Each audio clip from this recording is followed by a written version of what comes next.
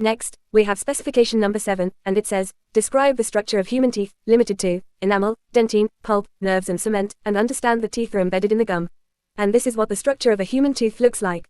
A tooth can be divided into 3 main regions, the crown, the neck, and the root. At the crown, which is the visible part above the gum, we find 2 important layers, the enamel, which is the hard, protective outer covering, and beneath it, the dentin, which supports the enamel and makes up most of the tooth structure. Next, at the neck, the tooth meets the gums, which help hold it firmly in place.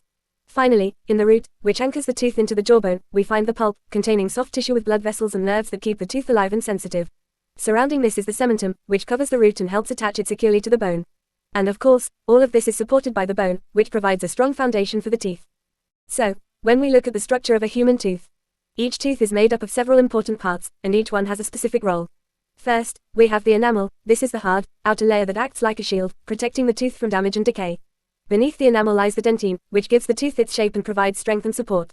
At the center of the tooth is the pulp. This is the soft part that contains blood vessels and connective tissue, keeping the tooth alive. Inside the pulp, we also have the nerves, which allow us to sense things like pain and temperature. Covering the root of the tooth is the cement, which helps anchor the tooth firmly to the jawbone. And finally, the gums surround the teeth, supporting them and holding them securely in place. So, all of these structures work together to keep our teeth strong, functional, and well protected.